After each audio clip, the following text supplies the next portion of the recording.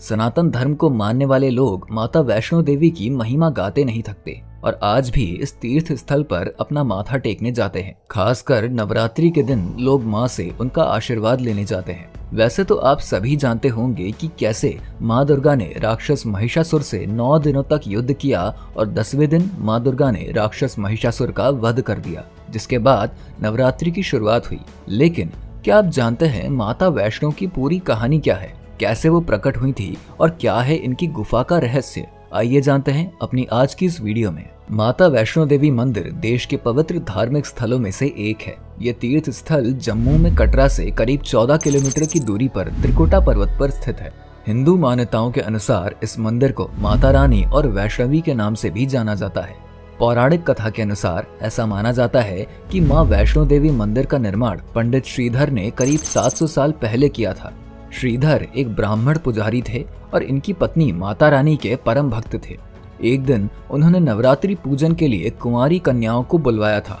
माँ वैष्णो कन्या वेश में उन्हीं के बीच आ बैठी। सभी कन्या खाना खाकर चली गईं, लेकिन माँ वैष्णो देवी वहीं रहीं और श्रीधर से बोली कि तुम सभी गांव वालों को अपने घर भंडारे का निमंत्रण दे आओ। श्रीधर ने उस दिव्य कन्या की बात मान ली और गांव वालों के साथ बाबा भैरवनाथ जी और उनके दूसरे शिष्यों तक भी संदेश पहुंचा दिया। इसके बाद श्रीधर के घर में अनेक गांववासी आकर भोजन के लिए एकत्रित हुए। तब कन्या रूपी माँ वैष्णो देवी ने एक विचित्र पात्र से सभी को भोजन परोसना शुरू किया। भोजन परोसते हुए जब वो कन्या भैरवनाथ के पास गई तब उन्होंने कहा कि मैं तो मांस और मदिरा पान का सेवन करूंगा। तब माँ ने उन्हें समझाया कि ये ब्राह्मण का घर है और मांसाहार नहीं किया जाता, लेकिन भैरवनाथ जानबूझकर अपनी बात पर अड़े रहे। जब भैरवनाथ ने उस कन्या को पकड़ना चाहा तब माँ ने भैरवनाथ के कपट को जान लिया, जिसके बाद माँ ने अपने रूप को बदला और त्रिकुट पर्वत की ओर जाने लगी और इनके पीछे पीछे भैरवनाथ भी जाने लगते हैं और ऐसा माना जाता है कि वहाँ माँ की रक्षा के लिए हनुमान जी भी थे। इस दौरान माता एक गुफा में प्रवेश करती हैं और 9 महीने तक उसी गुफा में रहकर तपस्या करती हैं। भैरवनाथ भी उनके पीछे वहां तक आ गए। तब माँ वैष्णो गुफा की दूसरी ओर से मार्ग बनाकर बाहर निकल जाती हैं। ये गुफा आज भी अर्धकुमारी या आदि कुमारी या गर्भजून के नाम से प्रसिद्ध है। गुफा से बाहर निकलकर कन्या रूपी माँ वैष्णो ने अपना असली रूप धारण किया। माता ने भैरवनाथ की जान बचाकर वापस जाने को कहा, लेकिन उन्होंने नहीं सुना। फिर माता गुफा के भीतर चली गई।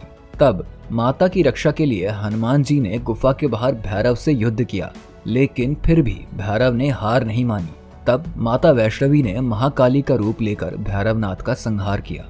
भैरवनाथ का सिर कटकर भवन से 8 किलोमीटर दूर त्रिकुट पर्वत की भैरव घाटी में गिरा था और आज इस स्थान को भैरवनाथ के मंदिर के नाम से भी जाना जाता है। और इसी स्थान पर माँ काली दाएं ओर, माँ सरस्वती बीच में और माँ लक्ष्मी बाएं और पिंडी के रूप में गुफा में विराजित हैं और इन तीनों रूप को ही माँ वैष्णो देवी का रूप कहा जाता है।